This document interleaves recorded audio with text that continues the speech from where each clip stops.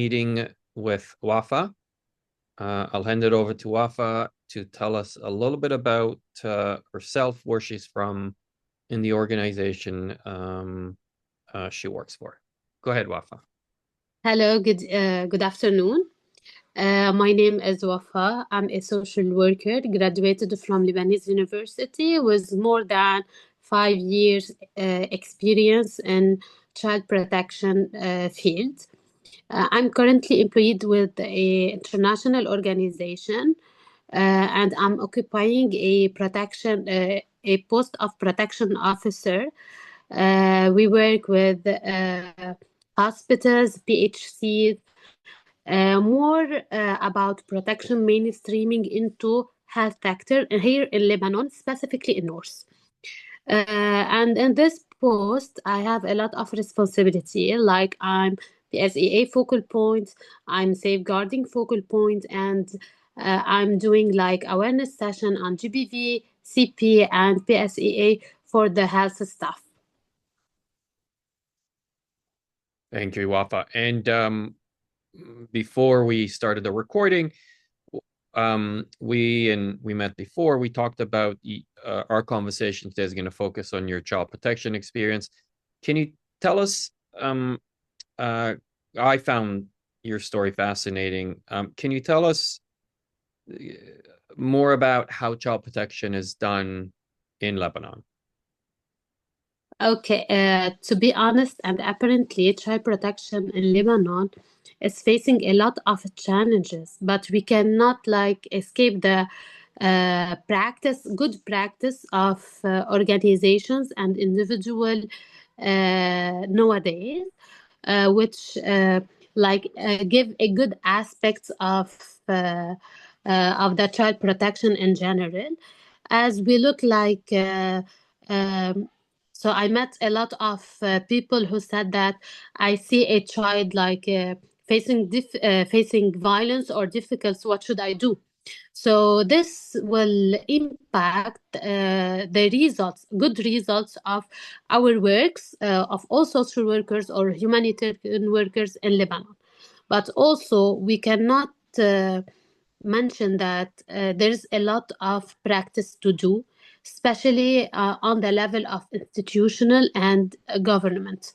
So, as you know, and many of us know that Lebanon is recently faced and is facing still many challenges about the safety. And last 2 months we had a war, and which is not priority now to focus on child welfare. So which is bad because during this emergency situation, children generally face a lot of risk, and their mental health especially is not addressed. So badly this happened here in Lebanon. But the good news that I want to mention something. Want to add something that if you want to apply for any proposal or any organization or fund, you should have GBV or protection mainstreaming, especially in child protection in your works at any field like shelter, wash, health, which it's a good news to have it because during your field visit, you will might face children at risk. So how do you safe refer this case?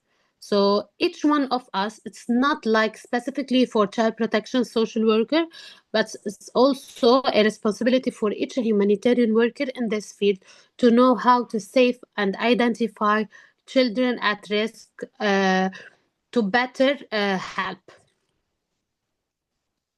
Okay.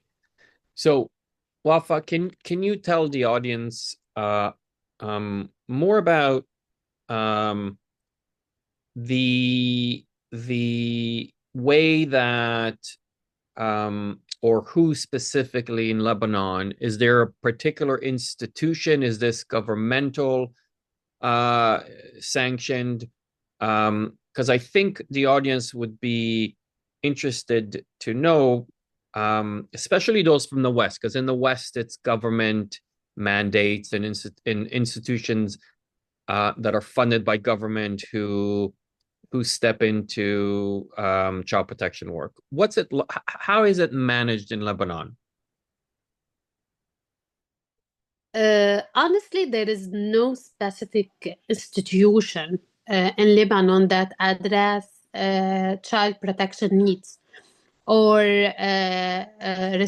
responsible for projects that address the needs here in Lebanon.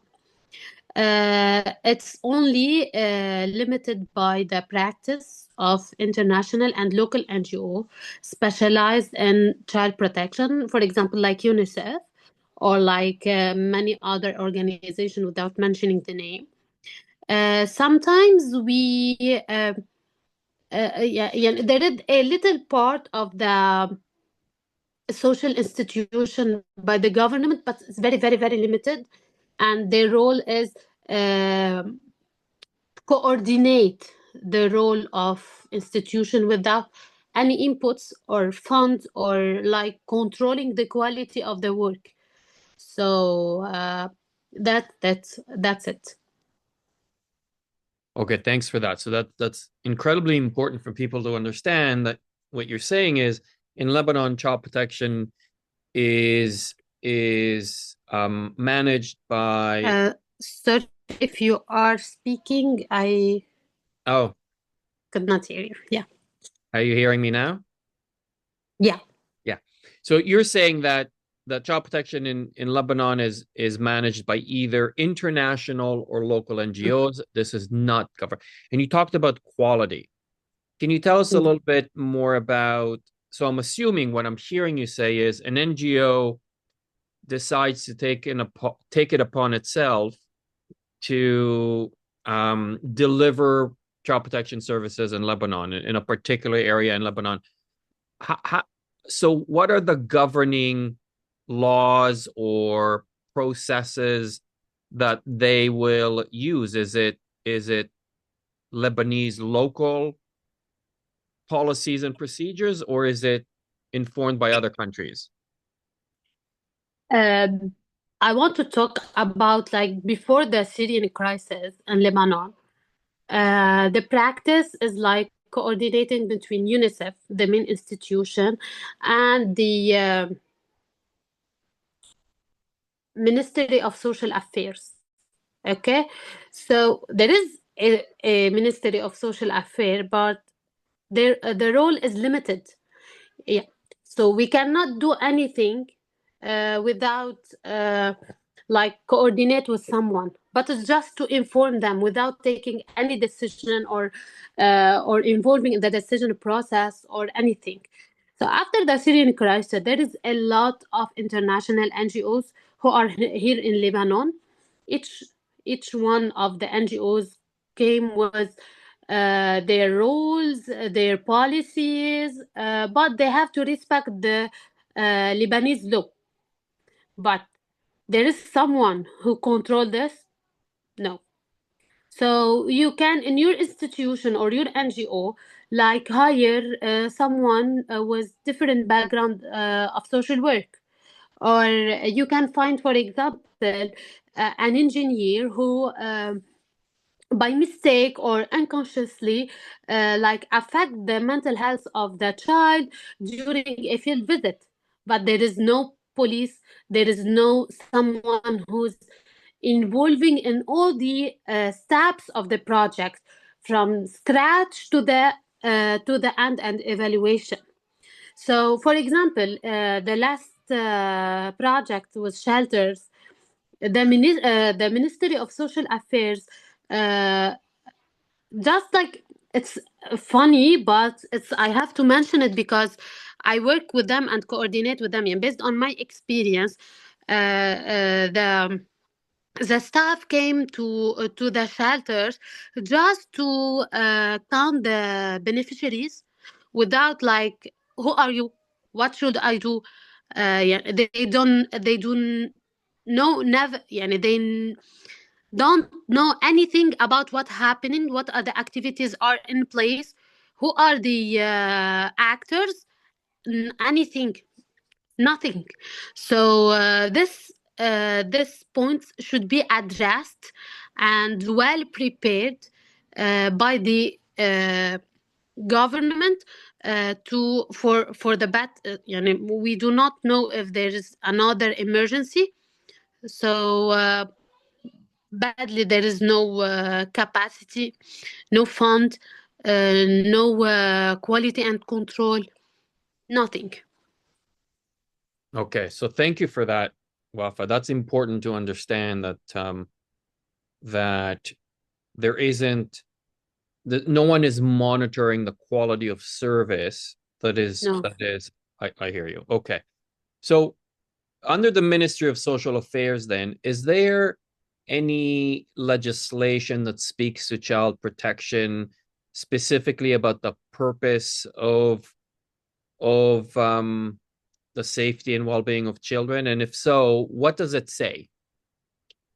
There is, because like recently they are elaborating the policy with the support of organization and international NGO, while all people have been trained on this.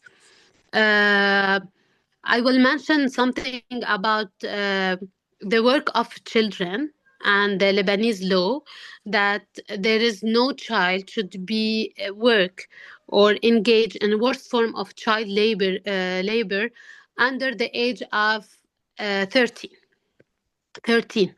Okay, but in reality what we say that there is a lot and a huge number of children who are on roads, like, and there is a lot, there is two shifts. For example, you can see children of 5 years old selling flowers after 12 a.m. Mm, and spend the early hours of the morning selling words on roads with the consent of their parents, and which we are all address this issue during case management with the children and their parents. okay. Okay, so there is a lot of factors that uh, enable the government or the ministries, um, ministry, um, to do their monitoring job. Mm-hmm. Mm-hmm. Okay, so there is no fund, no general legislation for this, and there is no like people staff, so the human capacities, Mm, it's not in place. okay. Okay. That's fascinating. And so under the legislation, you spoke about labor laws for children. Are there any Yes. other laws? So in the West, and when I say the West, mainly European and North America, there's legislation that speaks to physical abuse, sexual abuse, emotional and Yes, psychological. there is the There law is? of two.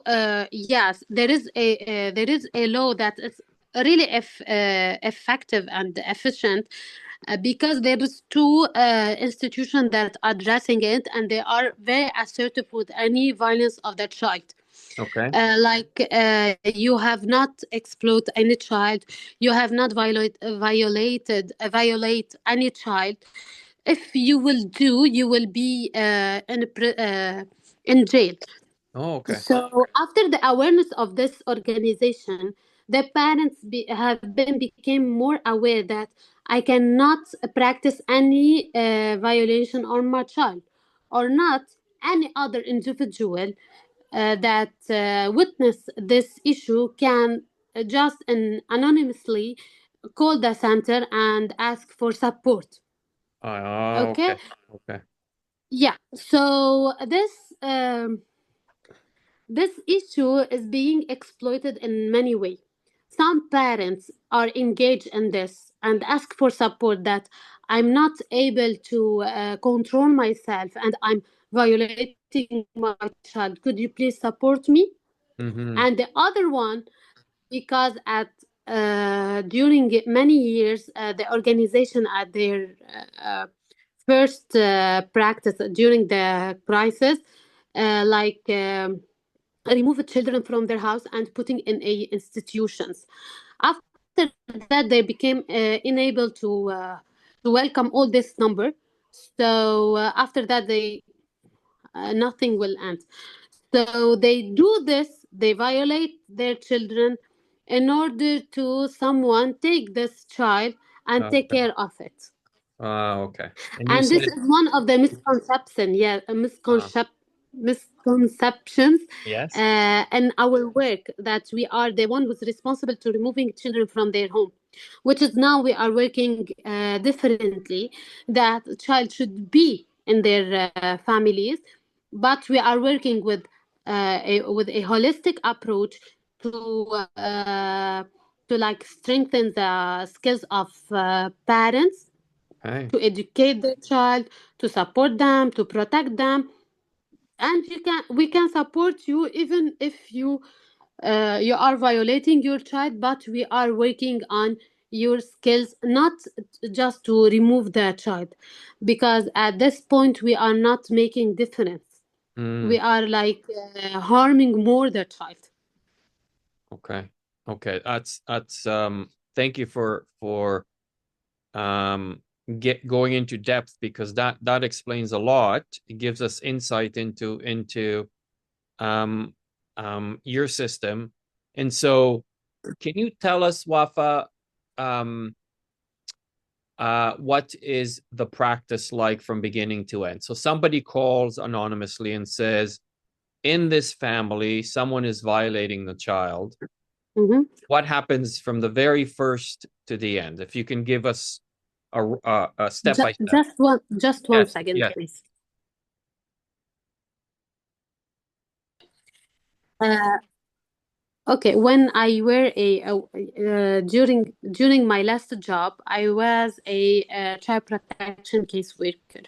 So when I received a call or referral from someone, like mentioning there is a child in this place is being exploited by their parents, or there's a physical harm or emotional harm, or maybe sexual harm, we do like if the consent is taken, it's easy. We call the family and we get an appointment for field visit, home visit, and we talk with the children, with the family, with the caregivers, and we elaborate together a case plan during 6 to 1 year to work on objectives that at the end will improve the skills of the parents and the child welfare and mental health. And we address the needs, and we engage, for example, parents in vocational training, or maybe we refer the perpetrator to mental health service. If the consent is not taken, we have to use our emotional intelligence to like to enter and to help them to express, Mm, because at 90% of my experience, I can say that there is no parents um, have a good mental health practice violation on their children, but mhm. they need support, but this support is not available or cannot afford the cost of mental health services. So Okay. the presence of organization nowadays change the equation of the life. So if you are a father or you are a mother without discrimination, you can go and ask for consultation. It's not, you cannot feel ashamed of this, because your childhood was not good, and there is a lot of reason that you are violating your child. You are a good parent, but you need some help. So it's not like you feel shame about this, or not. So we are encouraging them, motivating them. We support you step by step, and these all and this services are voluntary and for free. So why you are not benefiting from it? So to me, it sounds as though the service is quite compassionate, lots of empathy, and it's holistic. So I'm Yeah. hearing you say that Yeah. your approach is to help families stay together and to help strengthen parents' I ability. can remember. Yeah, I can remember one case now. Just click on my mind. Yeah, yeah. Yeah, that I received a call from organization that a child is being violated by her mother. So it's a girl of 10 years old, um, emotional and physical violence. So I went to this family and I mentioned that we are an organization that we want to ask about your life, about your economic conditions, about your work, and you are free to say yes or no. And we provide some awareness and PSS for their children. So I spent three sessions only saying that doing recreational activities for the family, which is not my job, uh, to get the trust of the family. And then the mother, at her own pace, told me that I am being stressed of due to many factors, and I'm violating my child, and I need your support Mm, as you are a good person, and you are making good things to us without any cost. mm. So this is just an example. And so I'm hearing, Wafa, that this service is voluntary. They could say no, correct? When you come Yeah, to, okay. yeah, What if they they can say no and what if they unless say we can no? break the confidence. Yeah, I will answer. There is two cases or situation that we have to break the confidentiality is when the child is sexually abused Okay. or is harming himself or others, suicide. Okay. So here we cannot take the consent of the family and we go directly to judicial pathway. Got it. So in situations where you say, hey, this is allegations of sexual abuse or self-harm or harm to others, you can involve the police. Is that what you mean by Yeah, judicial? The police. yeah, Okay. And it's not voluntary anymore. no, no. I But at the earliest stage, we try to engage family. We try to show that this this is danger. You are harming your children, but we are here to support. If you want, okay. If you will not, we will go to judicial pathway.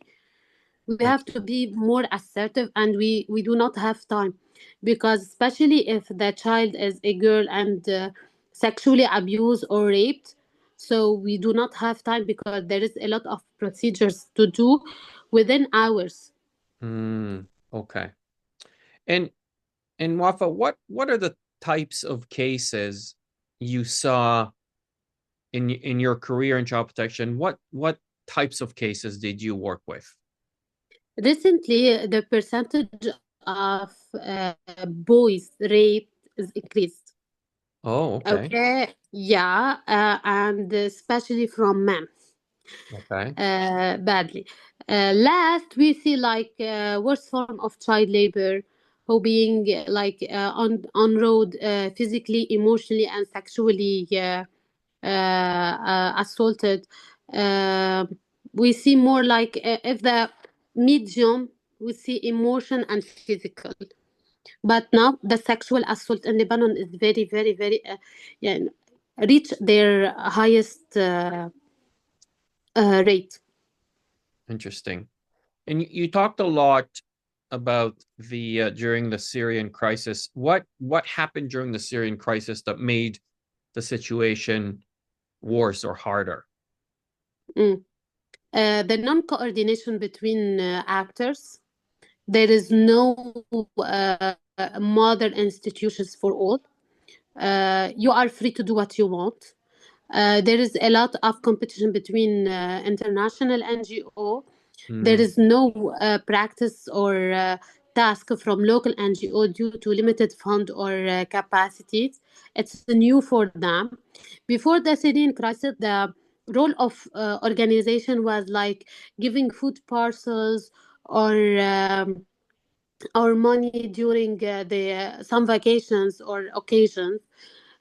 But after that, the concept has been changed to like we have to do more intervention.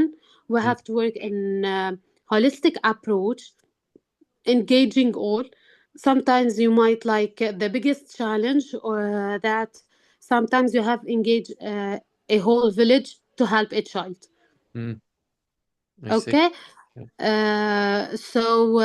it was a good for us the Syrian crisis because the social work in Lebanon has shaped um, uh, policies or maybe like a frame to work with in a humanitarian field. Mm. And can you explain to viewers who are maybe sitting there and thinking, well, Wafaa lives in Lebanon. She works in Lebanon. How does this what's happening in Syria impacting Lebanon? There are two countries like sisters. So what will happen in Syria will affect the situation in Lebanon and vice versa. Okay. Especially in Arabic words, we cannot like limit if the two countries are beside each other. We cannot like make a block between them without any bad or positive results. Mm, And as you know, from many years before, there is a lot of Syrians here in Lebanon, and there is a lot of Lebanese there in Syria, mm, and there is a mixed marriage between them. So it's typically it's one country, mm. but Okay. each one has limits and geographical area. I see. Okay. Thank you for that. Um, so Wafa, when you think about again your time in child protection, um, what what would you say are in Lebanon are the misunderstandings, or what is it that if you have a platform right now, you'd want to tell the public in Lebanon about what is the purpose or focus of child protection in Lebanon? What are you aiming for? What is it that the purpose of your work? Yeah. My aim in this field is like have the smile of a child, enhancing their situation, life situation, and to get their rights in education and living in good nutrition or any minimal rights for them. There is a lot of misconceptions here in Lebanon, and based on what I was mentioning, that there lot of people don't know what we are doing or Okay. what is our job aimed for. So as I mentioned, like they think that we are the main job is to remove children from their home and to take care of them. Okay. They are like clear all our other tasks and the diamond, if I want to say, to of our job, like to we are supporting them and at the all levels. So I hope and I wish that one day we have a good policies for child protection. We are working with it. We will not see any child on roads. We will see it at school where should they have to be, and like we see like Ministry of Hmm. Child Welfare or Okay. special organization only for child protection to work on all objectives. Okay. I hear you. And and can you tell us and talk a little bit about um so I can imagine your job is fairly tough in Lebanon. What Yeah. what do you find if you had to reflect about child protection in Lebanon, what's the hardest part of it for you? Hardest part is to engage or to convince parents to work with us to reach the best interest of their child, Right. because sometimes we we get their engaged but we do not have resources, so their trust, we sometimes lost their trust Mm, because of this, because we do not have a like strong policy or strong resources for them to support them. Sometimes you can face cases that the mother mentioned, I only have one income, that my child work. mhm, So she's right, but what should we do? We do not nothing, only awareness and wait for the best opportunity for them. mm. So when we have a good policy and government that address these needs, our work will become better and best. But unfortunately, it's so hard for us. So the cycle of our work is interrupted at some points because we do not have resources or opportunities for them to develop. Okay. And on a personal level, emotionally, Wafa, what's hardest emotionally for you to have done that job? Oh, our job is tough and needs more patient to be more patient because we are paying the emotional toll. So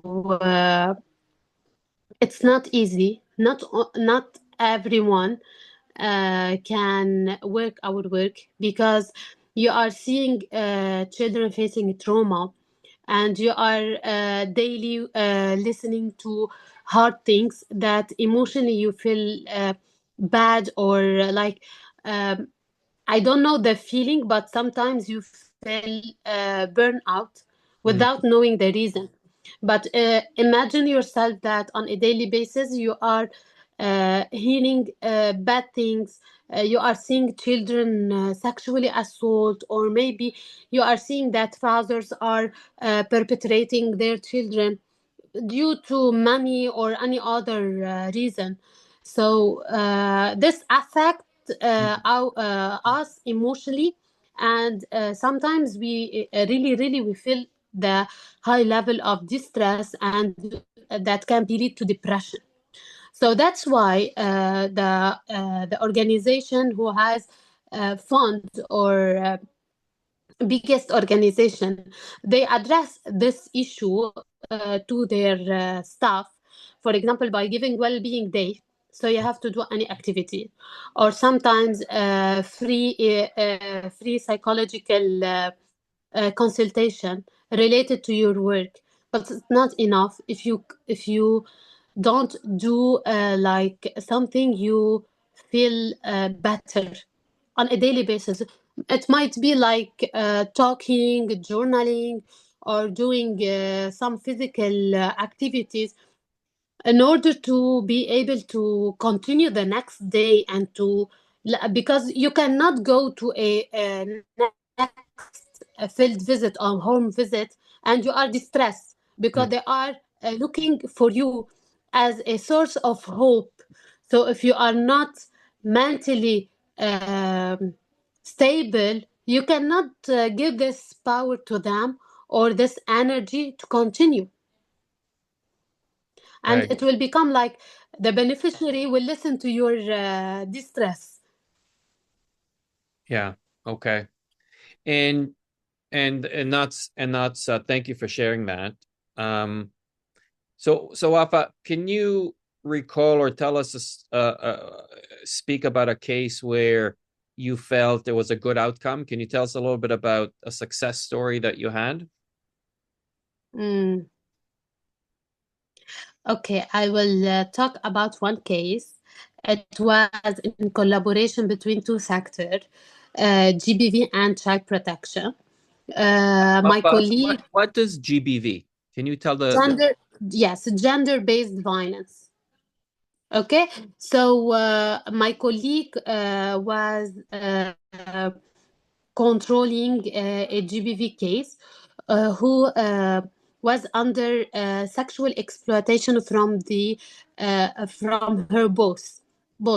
So this woman has a child who is a teenager of 14 years old. One After 2 years of exploitation and making a sexual relationship with her because she's Syrian and he's Lebanese. One time she said no to this relationship, so he start sexually harassed her child. So the intervention of child protection is necessary here.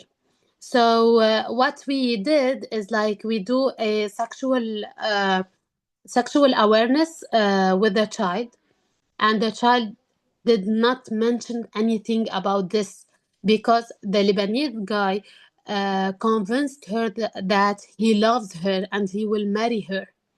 Okay, so after that we worked with many actors, more than four actors, to address their needs, education need. The girl went to school.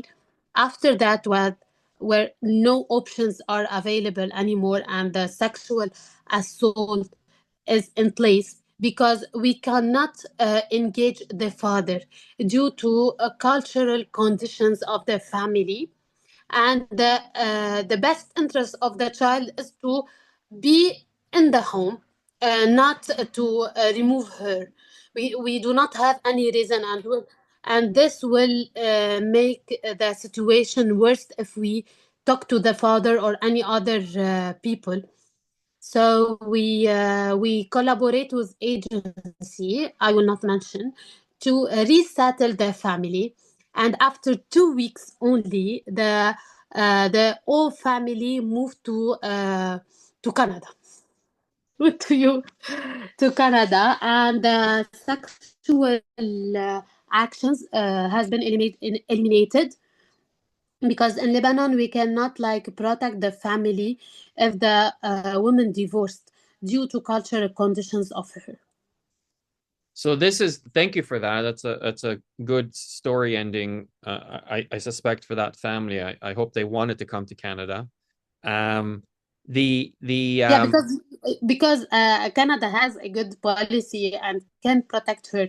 So if she divorced there, is no risk on the family will Right. face. And that's what I wanted to ask you. You mentioned cultural and I'm hearing some religious implications. So again, for those of us in the West who are governed by legislation that is by government, there's no culture or religious influences. How is it different in Lebanon, the culture and religious influences to the work that We you have we have 18 religions in Lebanon, here in Lebanon. So who will control who? do? It's like a cocktail of religions, and the law is based on them. Uh, It's not differentiated from it, and each religion can affect the law. So this is the main challenge. We are not like I forget the word, but it's like we have a specific law that all religions are under it. So that's it. okay. So, Because if we engage the father, the mother will be killed from him or from her brother. So that's why here, as it's at the stage of sexual harassment and not abuse, like relationship, and we like do two sessions per week for the children to get her trust and to let her express and to be next to them in order to detect any red flags that might that might like need our interventions. Okay. So what you said, and thank you for being willing to say a little bit about it. I'm not going to press if you don't want to talk more about it. I'm hearing you say though that cultural or religious, you tell me which. You said if you spoke to that father, there's a chance that he would retaliate and hurt the mom and the child, and you use the word kill them. So that's Yeah, pretty we serious. call mother and her daughter because it's shame. It's shame. Okay. Yes. Okay. Yeah, So especially we are talking here about two different nationalities, not between two Syrian or two okay. Lebanese. We are talking about different nationality and religion. Okay. Okay. So that's a whole other element that you, Wafa, in Lebanon, need to handle, manage, and understand, apart from Mm, child protection laws and everything that you need to know about child welfare. You also have to consider the cultural and religious yeah, uh, sure. context. Okay. So it makes your job a Because whole lot harder. yeah, because at our first sessions, one or second sessions, we are like to get to know the family, the background, or the elements that might affect the intervention later on. So Uh, it's important to know it before, because we cannot like for example working with a family that not accept a social worker, for example, or a humanitarian worker with working with male to enter this camp, for example. So it's necessary to work with them before uh, uh, at the end our safety is first, so we are not harming the community we are working with. and what about your personal safety? Was It's is first, comes first, always. always So if yeah, and this we are training on it, because like if we know that this camp we are there is a lot of uh, person that affect us or that do not accept our uh, work or activities, we cannot enter it. But if we know that there is a risk, we can like work under like a circle, so around. indirectly, in order to address the needs and the messages. Okay. Um, Wafa, to kind of bring this all together, in wrapping up, um, what would you talked a little bit about what you'd hope or how or what changes you would want in Lebanon to make child protection better. What Mhm. is it? Is there anything that you'd like to add if you had if you had a your wishes for child welfare in Lebanon, what would they be? Um, Mm, yeah, what would you want to see changing or improving? yeah, that each person have the chance to educate himself about how to deal with the children, especially for parents, and like doing sessions before or training for new couples how to deal with this, Mhm. and like to have a special major in university about specialized in child protection. Okay. So we have to put the light more on this, and not only like it's like bluer major for all people, Mm, and we start by educating children on their rights since first grades. okay. So that's it. Okay. S- Well, Plus adding the policies and the government, la, la, la. that you've said already, yeah. No, I hear you. So education for young children, education Yeah. parents, policy changes.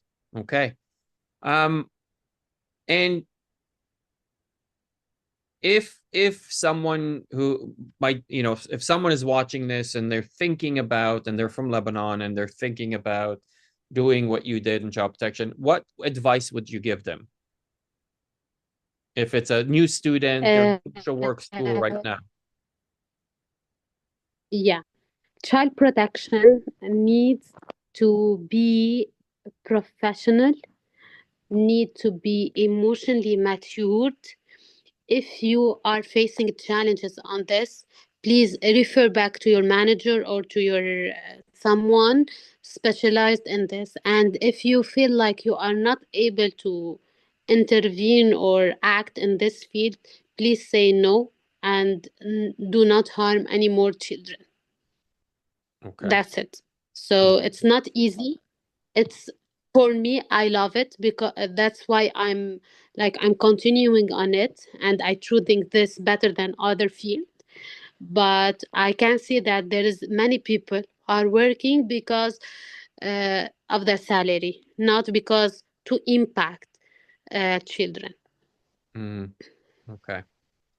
And anything else you want to say? Anything that you haven't said, or maybe questions I haven't asked that you want to say about child welfare in Lebanon that you think is important to say? Um, I would like to mention that I have like a little hope that one day we will become the child welfare in Lebanon become more important and in a better situation. And I don't know, I have this feeling because maybe I like this, and that all people and all children in Lebanon or outside Lebanon had the right to smile and Mhm. to get their all rights. So for better future. That's a great way to end. Thank you, Wafa. You were absolutely incredible, and thank you for sharing All your right. story. Thank you so much. Thank you.